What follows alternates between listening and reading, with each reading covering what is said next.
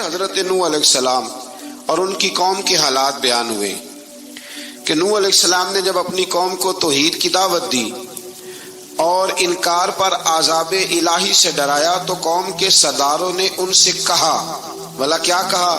کہنے لگے آپ تو ہم جیسے بشر ہیں، تو ہماری طرح ہی ہیں آپ، اور آپ کے پیروکار پسماندہ یعنی غریب لوگ ہیں اور کم عقل لوگ ہیں۔ ہماری رائے میں آپ کو معاذ اللہ ہم پر کوئی فضیلت حاصل نہیں، بلکہ معاذ اللہ ثم معاذ اللہ۔ کہنے لگے آپ تو جھوٹے ہیں، اللہ کے نبی کو کہہ رہے ہیں معاذ اللہ، استغفر اللہ۔ نوح علیہ السلام نے جواب دیا کہ میں اپنے رب کی جانب سے واضح دلیل رکھتا ہوں اور اس نے مجھے رحمت سے نوازا ہے، لیکن تم میرے مقام کو سمجھنے کی صلاحیت نہیں رکھتے، تم اتنی صلاحیت رکھتے نہیں ہو۔ اور پھر ارشاد فرمایا کہ میں تم سے دعوت حق کے صلے میں کسی اجر کا طلبگار نہیں ہوں، اور نہ ہی میں اہل ایمان کو اپنے پاس سے دھتکارنے والا ہوں، اور میں نے یہ دعویٰ بھی نہیں کیا کہ میرے پاس اللہ کے خزانے ہیں، اور نہ میں از خود غیب جاننے والا ہوں، اور نہ ہی میں یہ کہتا ہوں کہ میں فرشتہ ہوں، نہ میں یہ کہتا ہوں کہ جن لوگوں کو تم اپنی نظروں میں حقیر جانتے ہو اللہ انہیں خیر سے نہیں نوازے گا۔ فرمایا یہ ٹھیک ہے کہ اللہ بشروں میں سے رسول بناتا ہے، پر جسے بناتا ہے پھر اسے بڑی شانیں عطا فرماتا ہے۔ پہلے دن سے انسان کا یہ مسئلہ ہے، پہلے دن سے انسان کا یہ مسئلہ ہے کہ وہ کہتا ہے میں انسان سے ہدایت حاصل کروں، لیکن رب نے بھی قانون بنایا ہے کہ اللہ تبارک و تعالیٰ بندے پر ہی وحی فرماتا ہے، فرشتوں اور جنوں کو اللہ نے اس منصب کے لیے منتخب نہیں فرمایا۔ قوم نوح نے کہا کہ آپ نے ہم سے بہت بحث کی معاذ اللہ، بس جس عذاب سے آپ ہمیں ڈرا رہے ہیں وہ لے آئیے۔ تو نوح علیہ السلام نے کہا کہ اللہ چاہے گا تو تم پر عذاب بھی آ جائے گا۔ آیت نمبر 37 سے 47 میں بتایا کہ اللہ تعالیٰ کی طرف سے نوح علیہ السلام کو حکم ہوا کہ ہماری نگرانی میں اور ہماری وحی کے مطابق آپ کشتی بنائیے،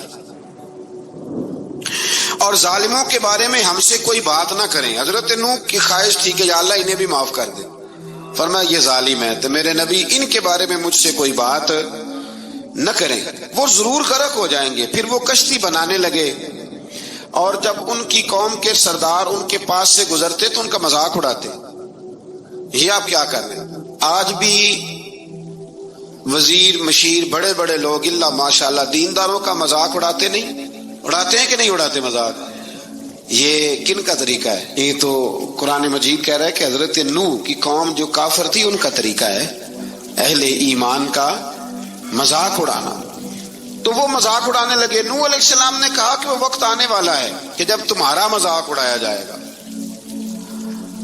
اور تمہیں پتہ چل جائے گا کہ رسوا کن عذاب کس پر آئے گا۔ اللہ تعالیٰ نے فرمایا جب ہمارا حکم عذاب آ پہنچا اور تندور ابلنے لگا، تندور سے آگ نکلا کرتی ہے، پانی نہیں نکلا کرتا، اور نوح علیہ السلام کی قوم پر جب عذاب آیا تو پانی تندور سے نکلا، تندور سے اللہ نے پانی نکالا، جہاں سے پانی نکلا نہیں کرتا، تندور ابلنے لگا۔ اللہ اکبر۔ تو اللہ تبارک و تعالیٰ نے فرمایا تو ہم نے نوح علیہ السلام سے کہا کہ آپ خود اور اپنے گھر والوں کے ساتھ اس کشتی میں سوار ہو جائیں اور اہل ایمان کو بھی سوار کر لیں، اور ہر چیز کے جوڑے یعنی نار اور مادہ کو سوار کر لیں، اور ان کے ساتھ ایمان والے بہت کام تھے۔ حضرت نوح علیہ السلام دعائیں پڑھتے ہوئے سوار ہو گئے۔ پھر کیا ہوا؟ کشتی انہیں پہاڑوں جیسی موجوں میں لے جا رہی تھی کہ نوح علیہ السلام الگ کھڑے ہوئے اپنے بیٹے سے فرمانے لگے بیٹے ہمارے ساتھ کشتی میں سوار ہو جا اور کافروں کے ساتھ نہ رہو۔ اس نے یعنی نوح علیہ السلام کے بیٹے نے کہا کہ میں آپ کے ساتھ نہیں بیٹھوں گا، ابھی کوئی پہاڑ آئے گا تو میں پہاڑ کی پناہ لے لوں گا۔ اگر کسی نیک آدمی کا بیٹا کبھی غلط نکل آئے تو اس کا مطلب یہ نہیں کہ اس نے تربیت ٹھیک نہیں کی، ہاں یہ اعتراض چھوڑ دیں، اس لیے کہ نوح علیہ السلام کا بیٹا کافر ہو گیا۔ اور جب سیلاب نظر آیا تو اس سے کہا کہ آجا سوار ہو جا، تو کہنے لگا میں نہیں بیٹھوں گا، میں تو کسی پہاڑ کی پناہ لے لوں گا اور میں اس کے اندر چھپ جاؤں گا اور وہ پہاڑ مجھے پانی سے بچا لے گا۔ نوح علیہ السلام نے کہا آج اللہ کے حکم کے سوا کوئی بچانے والا نہیں ہے سوائے اس کے جس پر اللہ رحم فرمائے۔ پھر ان دونوں کے درمیان موج حائل ہو گئی، ایسے ایک موج اٹھی اور حضرت نوح کا بیٹا ڈوب گیا۔ اور جب حضرت نوح کا بیٹا ڈوبا، اللہ کی طرف سے حکم ہوا اے زمین اپنا پانی نگل لے، اے آسمان تھم جا، پانی خشک ہو گیا، اللہ کا فیصلہ نافذ ہو گیا اور کشتی کوہ جودی پر ٹھہر گئی۔ نوح علیہ السلام نے اللہ سے التجا کی، کیا میرے پروردگار میرا بیٹا اور میرے اہل سے ہے، اور تیرا وعدہ سچا ہے کہ تو میرے اہل کو بچا لے گا۔ اللہ نے فرمایا نوح وہ آپ کے اہل میں سے ہے ہی نہیں، وہ آپ کے اہل میں سے ہے ہی نہیں۔ اہل میں سے وہ ہوگا جو آپ کے طریقے پہ چلے گا، جو طریقے پہ نہ چلے وہ نسل میں سے ہے ہی نہیں، وہ ختم ہو گئی بات۔ اللہ اکبر۔ اس کے اعمال ٹھیک نہیں، جس بات کی حقیقت کا آپ کو معلوم نہ ہو اس کے بارے میں سوال نہ کریں۔ تو نوح علیہ السلام نے اللہ تعالیٰ سے اپنی اس اجتہادی خطا پر مغفرت اور رحم کی دعا کی۔ پھر طوفان نوح تھم جانے کے بعد وہ سلامتی کے ساتھ اتر گئے۔ اجتہادی خطا، میں نے ایک لفظ بولا ہے، یہ اجتہادی خطا کا مطلب یہ ہے کہ بعض اوقات انبیاء سے ایسی باتیں سرزد ہو جاتی ہیں کہ جو تعلیم امت کے لیے ضروری ہوتی ہیں، تاکہ لوگوں کو پتہ چل جائے کہ اللہ کی بارگاہ میں توبہ کیسے کرنی۔ اگر وہ لوگ توبہ نہ کرتے تو ہمیں توبہ کے طریقے سمجھ میں، یعنی ان سے اجتہادی خطا ہو گئی، کہنے میں کرنے میں کوئی ایسی بات ہو گئی جو بظاہر اللہ تعالیٰ کی رضا والی، تو فوراً معافی مانگ لیتے تھے۔ لیکن اب امتی اٹھ کے کہے کہ نبی گناہ گار ہے، معاذ اللہ۔ حضرت آدم نے دعا مانگی تھی نا، ربنا ظلمنا انفسنا، اے اللہ ہم نے اپنی جانوں پر ظلم کیا۔ انہوں نے کہا تھا، تو اگر کوئی بندہ حضرت آدم کو ظالم کہے گا تو کافر ہو جائے گا، تو اگر وہ کہے کہ وہ تو خود کہہ رہے ہیں، ایک بندہ اڑ جاتا ہے، کہتے ہیں تو خود کہہ رہے ربنا ظلمنا، تو خدا کے بندے وہ اللہ کے نبی ہیں، وہ رب سے کہہ رہے ہیں، وہ عاجزی کے طور پر کہہ رہے ہیں۔ کچھ لوگ اڑ جاتے کہتے خود حضور نے کہا ہے جی انا بشر مثلکم، میں تمہاری طرح کا بشر ہوں، خود نبی پاک نے کہا ہے۔ عجیب بیوقوف بندے ہو، نبی کریم تو کہہ سکتے ہیں پر امتی اٹھ کے نہیں کہہ سکتا۔ اس نے تو کہنا ہے وہ حبیب اللہ ہے، اس نے تو کہنا ہے وہ قیامت میں شفاعت کرنے والے ہیں، امتی نے تو کہنا ہے وہ سارے نبیوں کے سردار ہیں، وہ امام الانبیاء ہیں۔ امتی وہ لفظ ادا کرے گا جو اس کے بنتے ہیں۔ اب کوئی بندہ اٹھ کے کہہ دے، دیکھے نا ایک بہت بڑا عالم تقریر کرتے ہوئے کہے جی میں تو ان پڑھ آدمی ہوں، تو اس کا شاگرد کہے کہ استاد جی قسم اٹھائے ہاں آپ نے تقریر میں کہا نہیں میں ان پڑھ ہوں، آپ تو ان پڑھ ہے، تو یہ بات ادب ہے کہ بے ادبی ہے؟ چلیں اس سے آگے چلتے ہیں، یہ بھی ذرا مشکل سے سمجھ میں آئے گی۔ ایک اور بات جو جلدی سمجھ میں آ جائے گی، ایم این اے جب اعلان کرتا ہے، تقریر کرتا ہے، الیکشن لڑتا ہے، تو کہتا نہیں میں قوم کا خادم ہوں، کہتے ہیں نا کہ میں قوم کا خادم سے آپ کیا کچھ کراتے ہو؟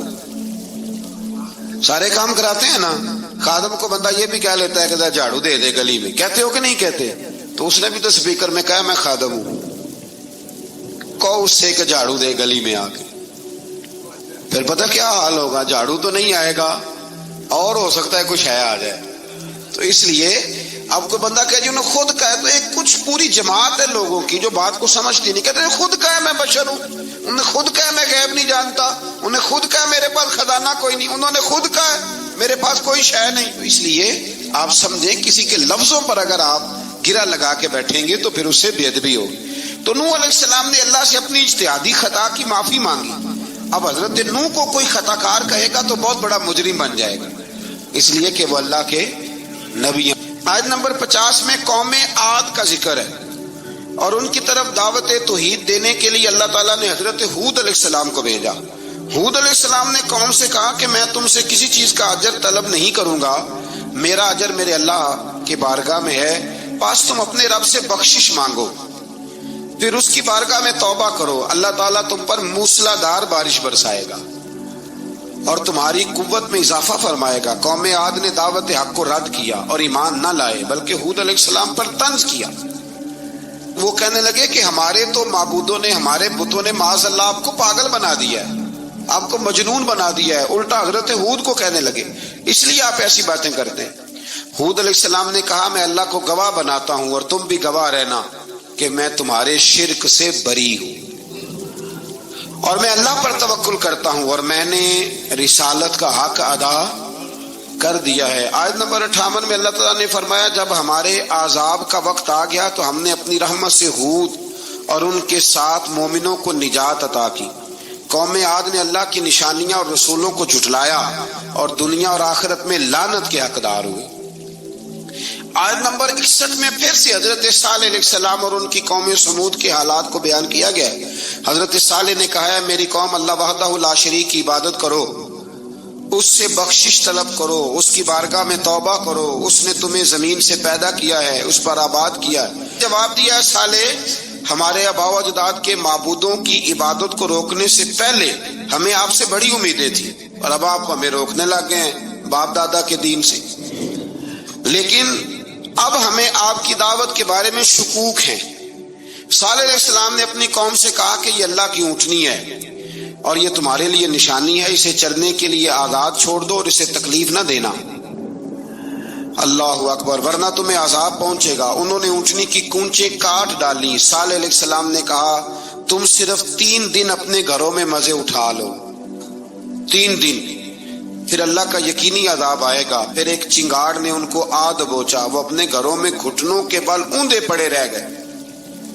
صرف صالح علیہ السلام ان کے ساتھ اہل ایمان اس عذاب سے بچے۔ یہ 3 قوموں کا ذکر ہو گیا، نوح علیہ السلام کی قوم کا بھی، ہود علیہ السلام کی قوم کا بھی، اور حضرت صالح علیہ۔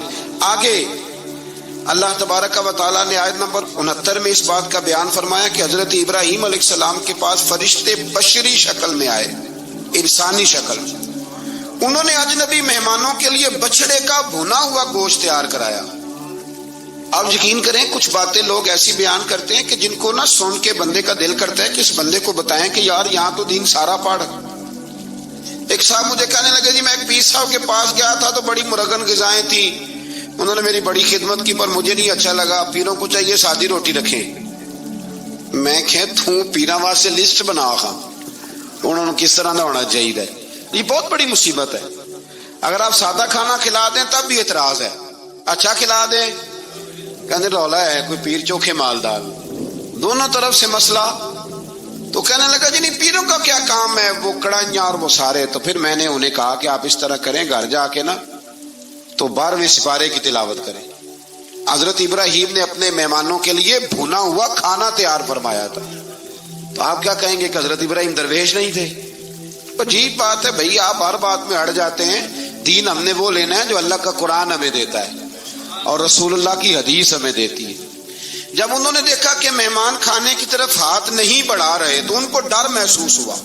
حضرت ابراہیم کو فرشتوں نے کہا کہ ہمیں قوم لوط علیہ السلام کے عذاب کے لیے بھیجا گیا ہے۔ حضرت ابراہیم کی بیوی کھڑی تھی، اس پر وہ مسکرائیں تو فرشتوں نے اللہ کی طرف سے انہیں حضرت اسحاق علیہ السلام اور اس کے بعد حضرت یعقوب علیہ السلام کی بشارت عطا۔ اسحاق علیہ السلام حضرت ابراہیم کے بیٹے ہیں اور یعقوب علیہ السلام پوتے ہیں، اور یعقوب علیہ السلام کے بیٹے یوسف علیہ السلام۔ ہاں اللہ اگر چاہے تو 7 نسلوں میں نبوت رکھ دیتا ہے اگر اس کی منشا ہو۔ تو حضرت یعقوب کی بشارت دی۔ انہوں نے حیرت سے کہا کہ ہم دونوں میاں بیوی تو بوڑھے ہیں، اس عمر میں اولاد کیسے ہوگی؟ تو فرشتوں نے جواب دیا اے ابراہیم کے گھر والوں، تم پر اللہ کی رحمتیں اور برکتیں ہوں، اللہ کی قدرت پر تمہیں کیوں تعجب ہے؟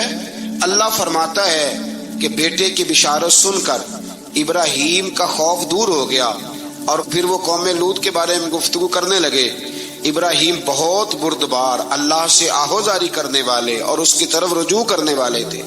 اللہ تعالیٰ نے حضرت ابراہیم علیہ السلام کو فرمایا اے ابراہیم اس گزارش سے آپ گریزاں رہیں، اس کا یقینی فیصلہ ہو چکا ہے اور ان پر نہ ٹلنے والا عذاب نازل ہو کے رہے گا۔ وہ کیا گناہ کرتے تھے؟ لوط علیہ السلام کی قوم میں میں نے بتایا تھا، مرد مردوں سے بدفعلی کرتے۔ تو حضرت ابراہیم نے بھی عرض کی، بار بار گزارش کی، بحث کی کہ اللہ مہربانی فرما ان کا عذاب۔ آپ دیکھیں نبیوں کے حوصلے کتنے بڑے ہیں، قومیں تنگ کرتی ہیں اور طرح طرح کی باتیں کرتی ہیں اور پیغمبر پھر بھی کہتے ہیں یا اللہ مہربانی فرما، اے اللہ ان سے عذاب۔ آیت نمبر 77 میں حضرت لوط علیہ السلام کی قوم کی بدعمالیوں اور لوط علیہ السلام کے اپنی قوم کو بدعمالیوں کے باعث فرشتوں کی آمد، قوم کے بدعمال لوگوں کے دوڑ کر آنے اور حضرت لوط کو ان کے سمجھانے اور ان کے انکار پر مضطرب ہونے کا ذکر ہے، جس پر فرشتوں نے حضرت لوط کو تسلی دی کہ آپ فکر نہ کریں، ہم آپ کے رب کے فرشتے ہیں، یہ آپ اور ہم تک نہیں پہنچ سکیں گے۔ آپ رات کے آخری حصے میں قوم کی طرف توجہ کیے بغیر ہجرت فرما لیں، اس لیے کہ صبح کے وقت ان پر عذاب آئے گا۔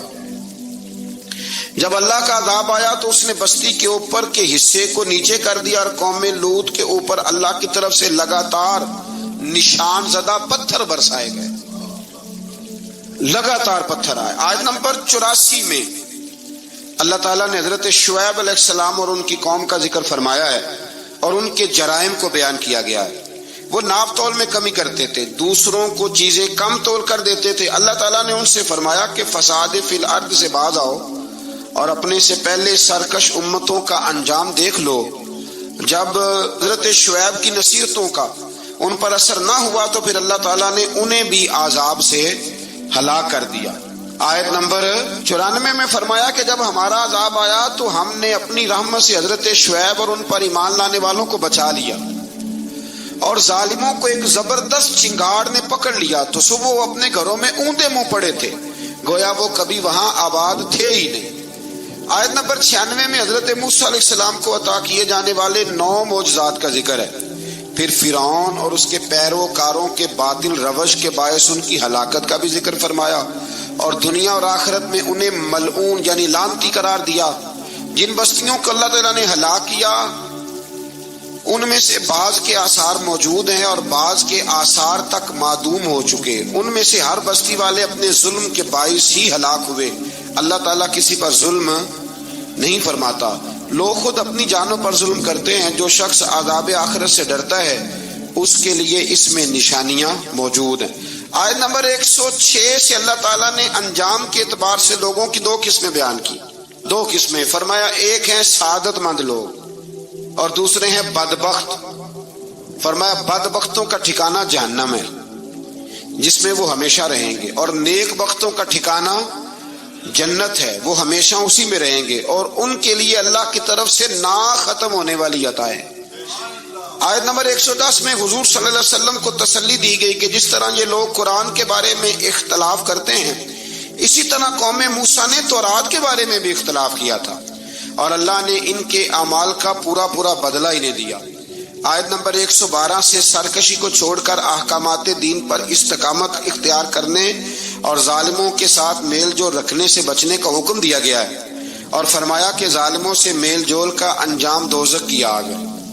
ہم لوگ نہ شکوہ کرتے ہیں، کسی حکومت کو بنے ہوئے 6 مہینے گزرتے ہیں تو شکوہ شروع ہو جاتا ہے، حالانکہ وہ خود تو نہیں نہ بنتے، ان کو کوئی بنانے والا ہے۔ تو ظالم کا جو مددگار ہوتا ہے وہ بھی ظالم ہوتا ہے، اس لیے احتیاط کریں۔ اور یہ صرف سیاستدانوں کی بات نہیں، دنیا کے ہر معاملے میں آپ غور کریں کہ آپ کسی ظالم کے مددگار تو نہیں۔ اللہ تعالی ہمیں حق پر استقامت عطا فرمائے۔ آیت نمبر 114 میں دن کے دونوں طرفوں میں اور ابتدائی رات کے کچھ حصے میں اللہ تعالیٰ نے نماز قائم کرنے کا حکم دیا ہے، رات کے کچھ حصے میں بھی نماز پڑھنی چاہیے، اور یہ بھی بتایا کہ بے شک نیکیاں گناہوں کو مٹا دیتی ہیں، اور یہ نصیحت قبول کرنے والوں کے لیے نصیحت ہے۔ آیت نمبر 120 میں اللہ تعالیٰ نے فرمایا کہ ہم آپ صلی اللہ علیہ وسلم کو رسولوں کی تمام خبریں آپ کے دل کی تسکین اور تقویت کے لیے بیان کرتے ہیں، اور ان میں مومنوں کے لیے نصیحت اور عبرت ہے کہ ان ساری باتوں سے عبرت پکڑ لو۔ بچہ صرف وہی جو اللہ کے نبیوں کے طریقے پہ چلا اور نبیوں کے ساتھ رہا، باقی بچ سکے نہیں۔ اللہ تعالیٰ کی طرف سے توحید و رسالت اور وقوع قیامت کے دلائل بھی ہیں۔ آیت نمبر 123 میں فرمایا کہ آسمانوں اور زمینوں میں سب غیب اللہ ہی کے ساتھ مختص ہیں، اور ہر کام اسی کی طرف لوٹایا جاتا ہے۔ آپ اسی کی عبادت کیجئے، اسی پر توکل کیجئے، اور آپ کا رب لوگوں کے اعمال سے غافل نہیں ہے۔ اسی پارے میں نا آگے سورۃ یوسف شروع ہو رہی ہے، اس کو اللہ تعالیٰ نے کہا ہے کہ یہ بڑا پیارا قصہ ہے، احسن القصص کا، قصوں میں سونا قصہ۔ تو یہ کچھ 12ویں پارے میں اور کچھ 13ویں پارے میں ہے۔ میں نے یہ ارادہ کیا ہے کہ یہ ایک ہی دن پوری بیان کی جائے۔ قوم سبت کا ذکر فرمایا اللہ نے، ہفتے والے دن کچھ لوگ نافرمانی کرتے، ہمارے بھی ہیلے بہانے ہیں نا آج کل کاروبار میں، تو اسی سپارے کی آیت نمبر 65 کے اندر اللہ تعالیٰ نے حضرت داؤد کی قوم کا ذکر کیا کہ اللہ نے انہیں حکم دیا تھا کہ ہفتے والے دن مچھلیاں نہیں پکڑنی، تو وہ کہتے تھے چلو ہاتھ لگا کے نہیں پکڑنی، ہاتھ لگا کے۔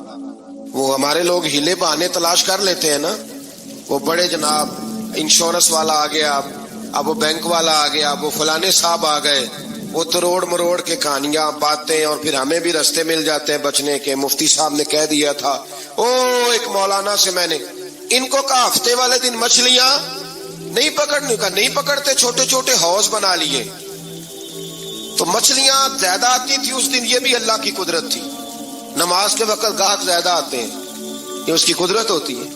تو وہ مچھلیاں حوض میں جمع ہو جاتی ہیں، یوں سمجھ لیں کہ جال انہوں نے لگا لیے ہوئے، تو جال میں وہ پھنستی رہتی تھی، حوضوں میں آتی رہتی تھی۔ ہفتے کو نہیں پکڑتے تھے، اتوار کو پکڑ لیتے تھے، تو پھر اللہ نے انہیں سزا دی۔ فرمایا تماشے کرتے ہو اللہ کے حکم کے ساتھ، کیا سزا دی؟ فَقُلْنَا لَهُمْ كُونُوا قِرَادَةً خَاسِئِينَ، فرمایا بندر بن جاؤ دھتکارے ہوئے۔ جو رزق حرام طریقے سے کماتے تھے رب انہیں بندر بنا دیتا تھا۔ ابھی بھی میں نے دیکھے ہیں بڑے بڑے تاجر پاگلوں جیسی زندگی گزار رہے ہیں، نفسیاتی طور پہ سکون نہیں ہے، کروڑوں روپیہ پڑا ہے۔ کیوں؟ اس لیے کہ رب کے بتائے ہوئے طریقے کے مطابق تجارت نہیں کرتے۔ آگے ایک اور دلچسپ بات آ گئی، بنی اسرائیل کے اندر نا ایک شخص نے اپنے چچا کو قتل کر دیا جائیداد کے لیے۔ یہ دیکھیں کب سے لوگ جائیداد کے لیے قتل کرتے آ رہے ہیں۔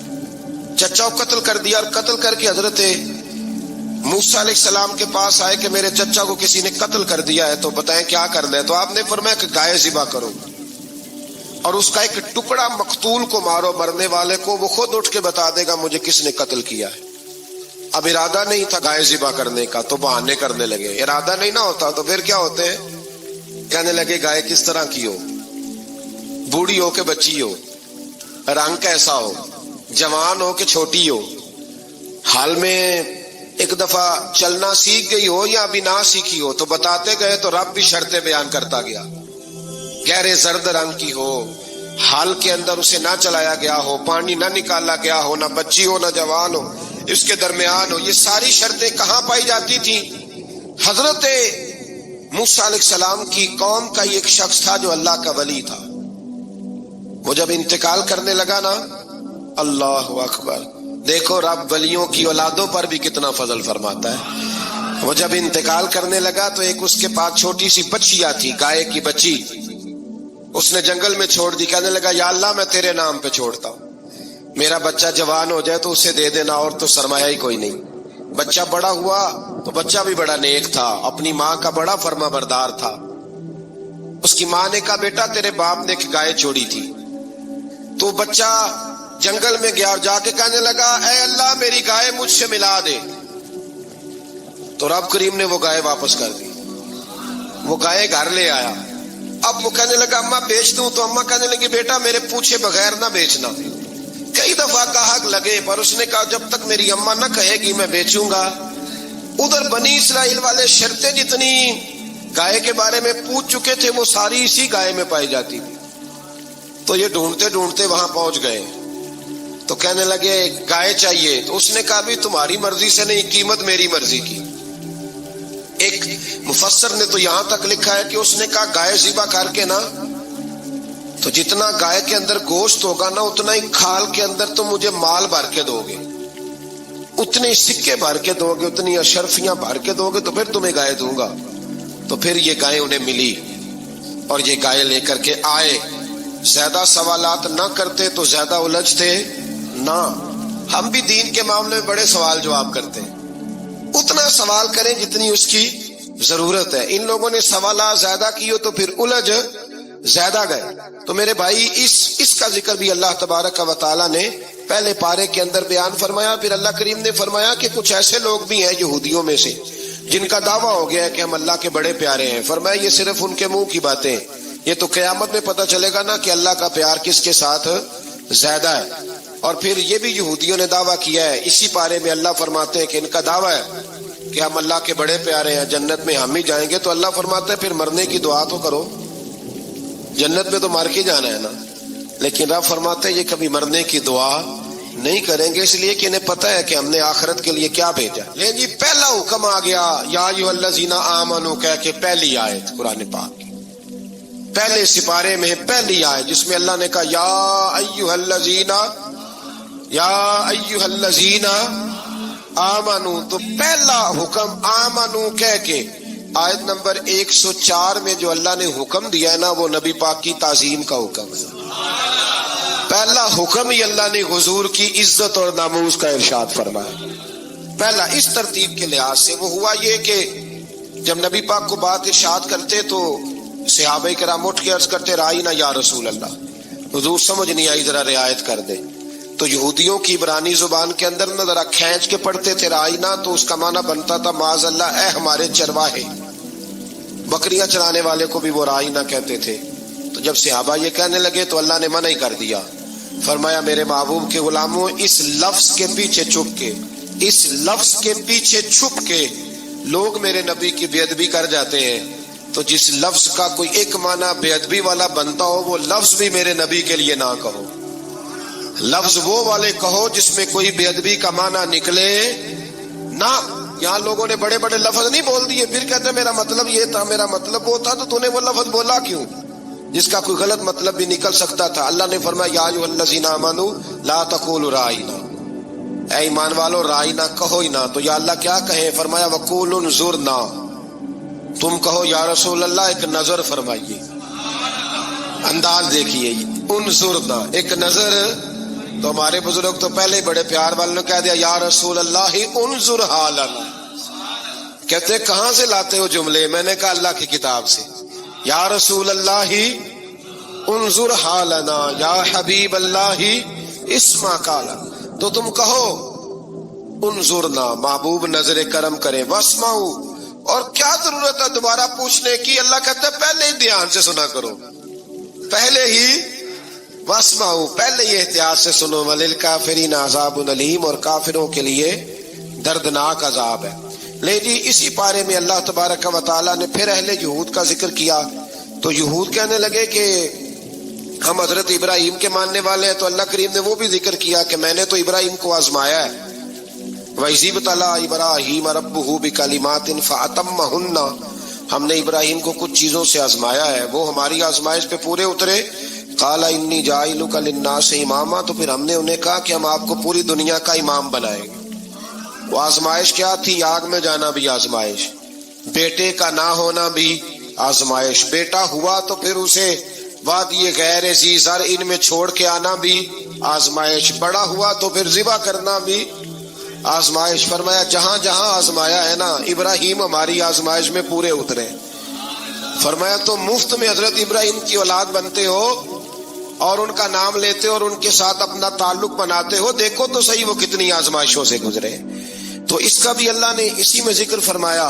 اور پھر وہ بات کرتے تھے حضرت یعقوب کی اور حضرت اسحاق کی، تو فرمایا وہ تو ہمارے اتنے خاص بندے تھے کہ وصال کے وقت بھی انہوں نے اپنی اولادوں کو نصیحت فرمائی تھی کہ اللہ کی توحید پہ قائم رہنا، اس کا ذکر بھی اللہ نے اسی پارے میں بیان فرمایا۔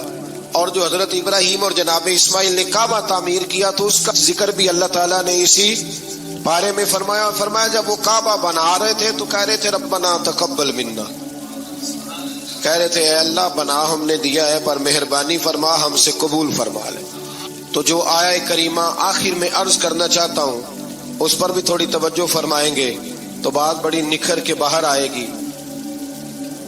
یہ 16ویں رکوع کے اندر اللہ نے پھر یہود کا اور عیسائیت کا ذکر فرمایا، تو اللہ کریم نے ایک بات ارشاد فرمائی، یہودیوں کے ہاں جب کوئی بچہ پیدا ہوتا تھا پیلے رنگ کے ساتھ اس کو رنگتے تھے، یا کوئی خاص رنگ تھا ان کا، بچہ پیدا ہوتا تو اس پر وہ رنگ چڑھاتے کہ یہ جی ہمارے مذہب کا رنگ ہے۔ ہمارے ہاں بھی رسمیں ہیں نا اپنی اپنی، معاذ اللہ اپنی اپنی نہیں ہونی چاہیے، اللہ رسول کا حکم ہونا چاہیے۔ تو یہودیوں کے ہاں بچہ پیدا ہوتا تو ایک خاص رنگ چڑھاتے، عیسائیوں کے ہاں پیدا ہوتا تو وہ بھی ایک خاص رنگ چڑھاتے۔ تو مسلمانوں کے ہاں بچے پیدا ہوئے تو انہوں نے بھی توجہ کی کہ یہ کیا ہو رہا ہے، تو رب کریم نے فرمایا صبغۃ اللہ، رنگ اللہ کا ہی ہے، ومن احسن من اللہ صبغہ، اور فرمایا اللہ کے رنگ سے زیادہ خوبصورت کس کا رنگ ہو سکتا ہے؟ اللہ کا رنگ کیا ہے؟ لا الہ الا اللہ محمد الرسول اللہ صلی اللہ علیہ. فرمایا نیلے پیلے کالے رنگ نہ چڑھاؤ، اپنے ذہن پر توحید و رسالت کا رنگ چڑھاؤ. یہ سب سے بہترین رنگ ہے. اگر تمہارے ذہنوں پر رب رسول کی توحید کا رنگ چڑھ گیا تو یہ وہ والا رنگ ہے، پھر تمہیں کسی اور رنگ کی طرف جانے کی ضرورت نہیں پڑے گی. تو فرمایا رنگ وہ پیدا کرو جو توحید کا ہے، رسالت کا ہے، اس رنگ کی توجہ کرو. قرآن مجید کے اس پارے میں اللہ کریم نے مختلف باتیں بیان کر کے آخری رکوع میں یہ جو رنگ کا ذکر فرمایا نا، تو یہ لگتا ہے پورے پارے کا خلاصہ ہے کہ رب کریم نے فرمایا اصل بات یہ ہے کہ تمہاری سوچوں پہ رب رسول کی توحید و رسالت کا رنگ ہونا چاہیے. وہ ایک دفعہ مسلمہ کذاب بے ایمان کہنے لگا میں نے بنا لیا ہے قرآن پاک کا جواب. معاذ اللہ. جواب کیا بنایا؟ وہ صورت ہے نا القاریہ ملقاریہ وما ادراک ملقاریہ، کھڑکھڑانے والی کیا ہے، کھڑکھڑانے والی تمہیں کیا پتا کیا ہے کھڑکھڑی، قیامت کا ذکر ہے. کہنے لگا میں نے اس جیسی صورت بنا لیا. تو کیا بنایا؟ الفیل ملفیل وما ادراک ملفیل. کہنے لگا ہاتھی، تمہیں کیا پتا کیا ہاتھی، تم کیا جانو کیا ہاتھی. تو پاس جو اس کے اپنے بیٹھے تھے نا چیلے، کہنے لگے چپ کر جا، سارے زمانے کو پتا ہاتھی کیا ہوتا ہے. تو پاگل ہے، اس کے دو کان ہوتے ہیں، ایک سونڈ ہوتی ہے، چار اس کے پیر ہوتے ہیں. بیوقوف آدمی قرآن کا مقابلہ کرنا ہے تو کچھ چاج کے ساتھ کر، پاگلوں کی طرح مقابلہ کرے گا، جوتے کھائے گا بھی ہمیں بھی پڑھوائے گا. تو قرآن مجید کا کوئی مقابلہ کر سکا؟ تو اس آیہ مبارکہ میں اللہ نے کافروں کو یہ کہا اگر مقابلہ نہیں کر سکتے تو پھر اللہ سے ڈرو، ورنہ دوزخ میں ڈالے جاؤ گے، وہ جس کا ایندھن آدمی اور پتھر ہے، اور بنائی بھی کافروں کے لیے گئی ہے. اعدت للکافرین. جہنم کس کے لیے بنائی گئی ہے؟ کافروں اور منافقوں کے لیے. مسلمانوں کے لیے بنائی گئی. مسلمان مرضی سے چھلانگے لگائیں تو ان کی موج ہے، ورنہ ان کے لیے جہنم، ان کے لیے اللہ نے جنت بنائی ہے. اور یہ بات کرتے ہی رب کریم نے فرمایا اے محبوب علیہ الصلوۃ والسلام مومنوں کو خوشخبری دے دیں کہ اللہ نے ان کے لیے جنت بنائی ہے، اس میں باغات ہیں، انہیں رزق دیا جائے گا کھانے کے لیے، اور اس میں انہیں پاکیزہ بیویاں دی جائیں گی، اور پھر وہ اس میں ہمیشہ رہیں گے، انہیں اس سے نکالا نہیں جائے گا. آگے جو آیات کریمہ ہے نا، اس کے اندر اللہ تبارک و تعالیٰ نے فرمایا ہے کہ اللہ حیا نہیں کرتا سمجھانے کے لیے مچھر کی مثال بھی دینی پڑے. فرمایا قرآن سے کچھ لوگ ہدایت حاصل کرتے ہیں اور کچھ گمراہ ہو جاتے ہیں. جب لوگ اپنی مرضی کی تشریحات چاہتے ہیں تو گمراہ ہوتے ہیں، اور جب قرآن کو رسول اللہ صلی اللہ علیہ وسلم اور امت مسلمہ کی تشریحات کی روشنی میں سمجھتے ہیں تو پھر اللہ ہدایت عطا فرماتا ہے. پھر اللہ تبارک و تعالیٰ نے آگے ارشاد فرمایا حضرت آدم کی پیدائش کا واقعہ. کچھ مفسرین نے لکھا اللہ نے مشورہ کیا تھا فرشتوں سے، وَإِذْ قَالَ رَبُّكَ لِلْمَلَائِكَةِ إِنِّي جَاعِلٌ فِي الْأَرْضِ خَلِيفَةً. لیکن کچھ مفسرین کہتے ہیں کہ اللہ کو ضرورت نہیں فرشتوں سے مشورہ کرنے کی.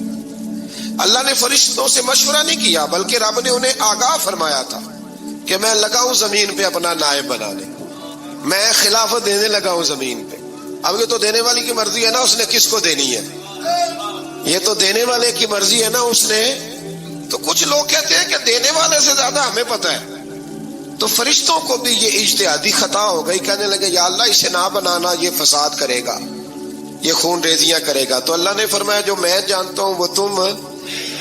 اللہ اکبر. امام راضی فرماتے جب رمضان آتا ہے تو اللہ فرشتوں سے کہتا ہے ذرا یہ کھول کے دروازے دیکھو نا یہ زمین پہ کیا کر رہے ہیں. تم تو کہتے تھے فساد کریں گے اور یہ سارے تراویحیں پڑھ رہے ہیں. تم تو گویا کہتے تھے فساد کریں گے اور یہ تو دیکھو گویا رمضان کے روزے رکھ رہے ہیں، یہ تو میری یاد میں نکلے ہوئے. تم کچھ کہتے تھے اور دیکھو میں نے تمہیں کہا تھا نا جو میں جانتا ہوں وہ تم. اللہ نے پھر حضرت آدم علیہ السلام کو تمام زمانے کے علوم عطا کیے، علم سکھا لیا. تو فرشتوں سے کہا تم بھی ان چیزوں کے نام بتاؤ، تو وہ بتا سکے نہیں. اللہ نے فرمایا اب اس طرح کرو آدم کو سجدہ کرو. سب نے سجدہ کیا سوائے وہ. کہنے لگا یا اللہ صرف تجھے ہی کرنا ہے. کرنا بھی صرف اللہ کو چاہیے، پر رب کے آگے بھی جھکنا چاہیے، اور جس کے سامنے رب جھکائے نا وہاں بھی. اور یہ جو عاجزی ہے نا، یہ جو جھکنا ہے یہ علم کے آگے ہے.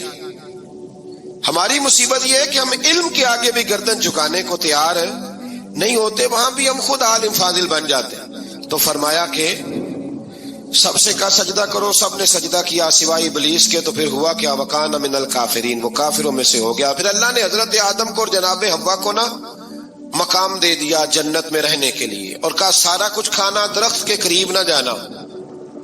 ابھی آپ کسی سے کہہ دیں تھوڑا سا کہ پیچھے نہ دیکھنا، یعنی اگر میری سمجھ لیں ادب کی وجہ سے کوئی 1.5-2 منٹ یا 6 منٹ نہیں بھی نہ دیکھے گا تو سوچے گا ضرور کہ پتہ نہیں اب پیچھے کیا ہے، مصیبت کیا ہے۔ یعنی آپ کہہ کے دیکھ لیں کسی کو، پیچھے نہ دیکھنا، فطرت ہے نا انسان کی، وہ جستجو کرتا ہے، کہا اس درخت کے پاس نہ جانا۔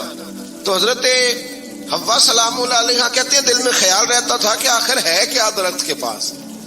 یہی انسان کا عقیدہ توحید ہے کہ جہاں سے رب منع کر دے وہاں وہ منع ہو جائے، اور یہ ان کی خطا نہیں تھی، یہ اللہ کی حکمت تھی، چونکہ رب نے تو پہلے کہہ دیا تھا بنایا ہی زمین کے لیے، تو یہ تو سارا کچھ ہونا تھا تو زمین پہ آنا تھا نا۔ تو حضرت حوا اور جناب آدم کے پاس شیطان آیا، اب اس کو نکال تو دیا تھا پر ابھی اس کا جنت میں آنا جانا بند نہیں ہوا تھا، یہ بھی اللہ کی حکمت تھی۔ تو وہ کہنے لگا تمہیں پتہ ہے بعد میں مر جاؤ گے؟ تو حضرت حوا کہنے لگی کیا موت بھی آئے گی؟ کہاں، اس کی تکلیف بھی بڑی ہوگی، تو پھر بچیں گے کیسے؟ تو کہنے لگے پھل کھا لو اس درخت کا، تو بچنے کے لیے پھل کھایا تھا۔ اس طرح لوگ آج بہت سارے کام بچنے کے لیے کرتے ہیں پر بچ سکتے، بچنے کے لیے پھل کھایا تو اللہ نے فرمایا زمین پہ چلے جاؤ۔ تو حضرت آدم زمین پہ آئے، پھر کئی 100 سال روتے رہے۔ فَتَلَقَّى آدَمُ مِن رَبِّهِ کَلِمَاتٍ، تو پھر اللہ نے خود ہی جناب آدم کو کچھ کلمے سکھائے۔ علامہ اسماعیل حقی فرماتے ہیں وہ کلمے یہ تھے کہ حضرت آدم نے میرے نبی کا وسیلہ پیش کیا، اللہ کریم نے جناب آدم کی دعا کو مقبول فرما لیا۔ پھر آگے بنی اسرائیل کا ذکر آ جاتا ہے۔ اللہ تعالیٰ نے بنی اسرائیل، آج آپ اسی قوم کو یہودی کہتے ہیں، ان کو اللہ نے اس زمانے میں فضیلت عطا کی تھی بہت زیادہ۔ تو عرب کے اندر جب نبی پاک علیہ السلام نے اعلان نبوت کیا تو کچھ لوگوں نے یہ کہہ دیا کہ اگر یہ یہودی کلمہ پڑھ لیں گے تو ہم بھی پڑھ لیں گے۔ تو پھر اللہ نے انہیں یاد کرایا کہ تم اصل میں کیا ہو، تمہیں کلمہ پڑھنا چاہیے۔ تو اہل یہود کا تذکرہ کرتے کرتے رب کریم نے ایک بات یہ بھی ارشاد فرمائی کہ تم لوگوں کو تو کہتے رہے ہو کہ وہ نبی آنے والے ہیں، وہ نبی آنے والے ہیں، اور جب آ گئے ہیں تو ماننے کو تیار نہیں ہو۔ تو فرمایا تأمرون الناس بالبر وتنسون انفسکم وانتم تتلون الکتاب، لوگوں کو بھلائی کا حکم دیتے ہو اور اپنے آپ کو بھول جاتے ہو، افلا تعقلون، تمہیں عقل نہیں؟ پھر اللہ نے انہیں یہ بھی یاد کرایا کہ یاد کرو وہ زمانہ کہ جب فرعون نے خواب دیکھ لیا تھا کہ کوئی بچہ اس کی سلطنت کو تباہ کرے گا، تو پھر اس نے تمہارے بچوں کو ذبح کرانا شروع کیا اور تمہاری بیٹیوں کو چھوڑتا تھا۔ فرمایا یہ بھی تو تم نے دیکھا، میں نے تمہیں پھر تم سے کہا جہاد کرو قوم عمالقہ کے خلاف، تو مقام طیہ میں جا کے یہ لوگ کہنے لگے ہم سے جہاد نہیں ہوتا۔ اللہ نے انہیں ایک میدان میں قید کر دیا۔ بڑی دلچسپ بات، قید تو لوگ ہوتے ہیں نا چار دیواری میں، تو اللہ نے بنی اسرائیل والوں کو جب انہوں نے کہا ہم جہاد نہیں کریں گے تو اللہ نے میدان میں قید کر دیا۔ میدان میں، یہ یاد رکھیں، جب انسان اللہ کی نافرمانی کرتا ہے تو اسے ایسی قید ملتی ہے جس کا اس نے تصور بھی نہیں کیا ہوتا۔ ایک میدان ہے مقام طیہ، قید ہو گئے، سارا دن سفر کرتے تھے، سارا دن، تو رات کو تھک کے سوتے تھے، صبح اٹھتے تھے نا جب، تو وہیں ہوتے تھے جہاں کل صبح چلے تھے۔ تو رب جب کسی کو قیدی بناتا ہے تو اسے زنجیروں کی، سلاخوں کی ضرورت، دعا فرمائے اللہ تبارک و تعالی غموں سے نجات عطا فرمائے، یہ دعا فرمائے۔ ایسی قید دیتا ہے کہ جس سے پھر چھٹکارا ہو سکتا۔ تو بنی اسرائیل کا بہت زیادہ تذکرہ اس بارے میں اللہ تبارک و تعالی نے پھر بیان کیا، اور پھر کہا کہ انہیں جو حکم دیا جاتا تھا یہ اس کی سرتابی کرتے تھے، پھر اللہ نے ان پر ذلت نازل کر دی اور یہ ہمیشہ اس کا شکار